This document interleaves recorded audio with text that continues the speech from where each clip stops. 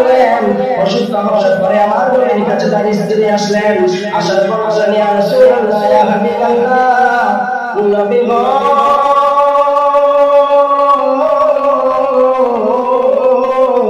আপনার সাহাবী আলকামা অসুস্থ হয়েছে, ইয়া রাসূলুল্লাহ, ইয়া হাবিবাল্লাহ, তাকে একটু দেখতে যেতে প্রয়োজন। আওয়াজ দিয়ে বলেন সুবহানাল্লাহ। ইয়া রাসূলুল্লাহ, ইয়া হাবিবাল্লাহ, আলকামা একটু অসুস্থ, তার জবান দিয়ে কালিমা আসে। ইয়া রাসূলুল্লাহ, আপনি যদি একটু চাইতেন। আমার নবী আলী রাদিয়াল্লাহু তাআলা নুকে পাঠাইলেন, বেলাল রাদিয়াল্লাহু তাআলা নুকে পাঠাইলেন, আরো কয়েকজন সাহাবীদেরকে পাঠাইলেন। এরে সাহাবী,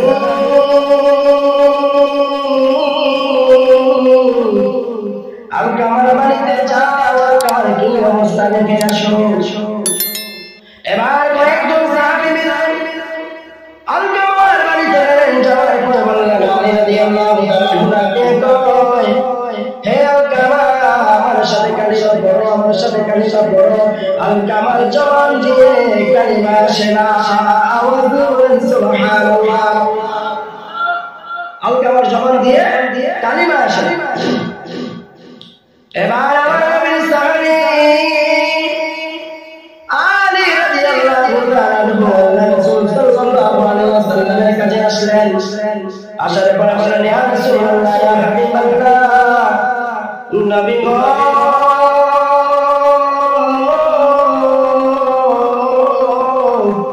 আলকামারে অনেকবার চেষ্টা করলাম কালিমা আসার জন্য, কালিমা যখন নিয়ে আসে না। এবার আমার নবী বলে, সাহাবী, যাও রে যাও, আলকামার মা অথবা বাবা পৃথিবীর মধ্যে বেঁচে আছে কিনা, যদি তার মা বাবা কেউ বেঁচে থাকে, যদি সম্ভব হয় আমার দরবারে আমার কাছে আসতে বলবা, আর যদি সম্ভব না হয় আমি নবীজি তার বাড়িতে যাব। আমার বলেন সুবহানাল্লাহ। যদি সম্ভব হয় আমার কাছে আসতে বলবা, আর যদি সম্ভব না হয় আমি নিজে নবী তার কাছে যাব। বলেন সুবহানাল্লাহ। এবার আমার নবীর সাহাবী বেলাল রাদিয়াল্লাহু তাআলা তার মায়ের কাছে গেলেন। যাওয়ার পরে বললেন, হে আলকামার মা, আল্লাহ রাসূল সাল্লাল্লাহু আলাইহি ওয়াসাল্লাম আপনাকে যেতে বলেছে, আর আপনি যদি না যেতে পারেন দয়াল নবীজি আপনার বাড়িতে আসবে। আওয়াজ দিয়ে বলেন সুবহানাল্লাহ। মহিলারা সাহাবী, ওই নবীর কষ্ট করে যাওয়ার প্রয়োজন নাই, আমি যতই কষ্ট হোক না কেন আমি দয়াল নবীর কাছে আমি নিজেই হেঁটে হেঁটে যাব। আওয়াজ দিয়ে বলেন সুবহানাল্লাহ। আমি ভূমিকায় গেলাম না, যেহেতু সময় কম, আপনাদেরকে দুইটা আলোচনা শোনাবো। আলোচনার মধ্যে বুঝবেন, মা যদি অন্যায়ভাবে সন্তানকে বকা দেয়, তারপরেও মায়ের দোয়া কাজে লেগে যায়। আওয়াজ দিয়ে বলেন সুবহানাল্লাহ। আমার নবী, আপনার নবী, দয়াল নবী যখন ওই মহিলা আমার নবীর কাছে আসলেন, ওই মহিলাকে প্রশ্ন করলেন, মা, আপনার সন্তানের প্রতি কি আপনি সন্তুষ্টি আছেন কিনা? মহিলাটা মুখে বলতে পারবো না, আমার নবী আমার প্রশ্ন করলেন, আপনি কি আপনার সন্তানের প্রতি সন্তুষ্টি আছেন কিনা? মহিলা কিছু বলে না। তৃতীয়বার যখন প্রশ্ন করলো, এরে মা, আপনি কি আপনার সন্তানের প্রতি সন্তুষ্টি আছেন কিনা? এবার মহিলারা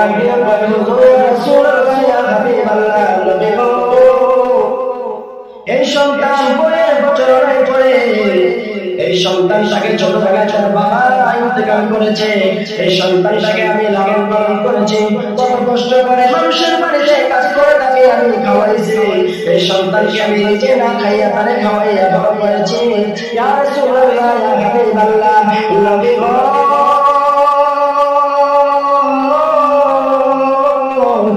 সন্তান যখন বড় হলো তাকে আমি বিবাহ করাইলাম।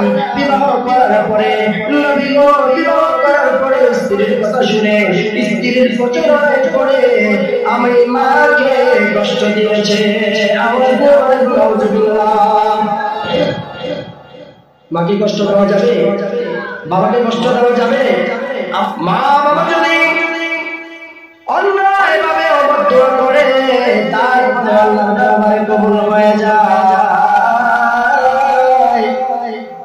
এবার আমার মা আমার নবীকে ডাক দিয়ে কয়, নবী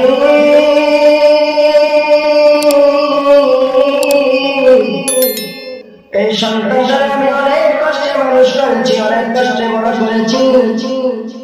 এই সন্তানটা বড়ের কথা শুনে তার স্ত্রীর কথা শুনে আমি মাকে কষ্ট দিয়েছি, আমি মাকে হালাক করেছি।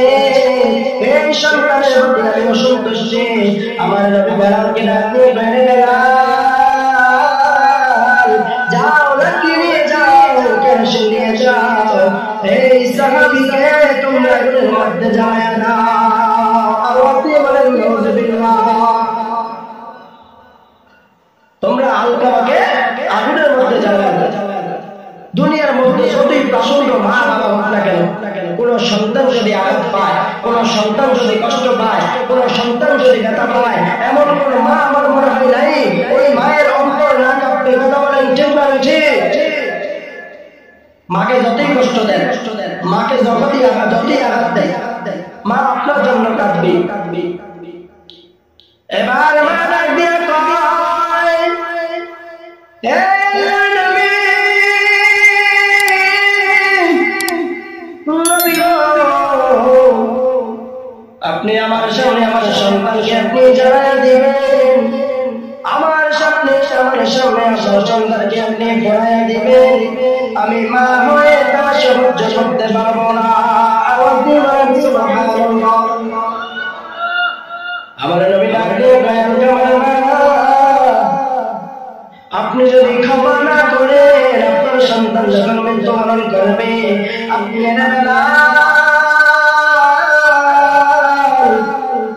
আলকামার বাড়িকে যাও, আলকামার কাছে যাও। হয়তো আলকামার মা আমার সামনে এমনিতেই মাফ করে দিয়েছে, কিন্তু অন্তরে মাত্রতা রয়েছে। তুমি বাড়িতে যাও, বাড়িতে যাও, বাড়িতে যাই যদি আলকামার জবান দিয়ে কালিমা আসে, তাহলে বুঝবা আলকামার মা আলকামাকে মাফ করে দিয়েছে।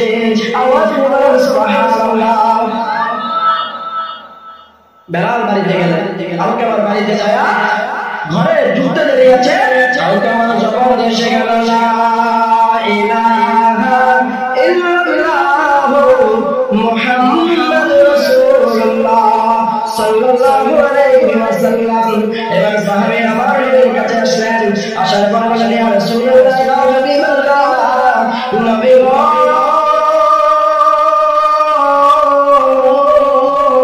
আলকামার জবান দিয়ে কালিমা এসেছে। আমার নবী ডাকে সাহাবী, আলকামার জবান দিয়ে কালিমা এসেছে, কালিমা আসতে দেরি আছে।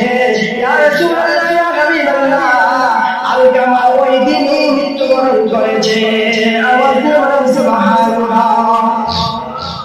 আলকামা ওই দিনই মৃত্যুবরণ করেছে। এবার আমার নবী বললেন, আলকামাকে গোসল দাও, আলকামাকে দাফনের কাফন পরাও। আলকামাকে গোসল দেওয়া হলো, দাফনের কাফন পরা হলো। আলকামাকে যখন কবরের মধ্যে রাখা হলো, রাখার পরে আমার নবী দাঁড়ায় একটা সাহাবীদেরকে উদ্দেশ্য করে বলে, সাহাবী,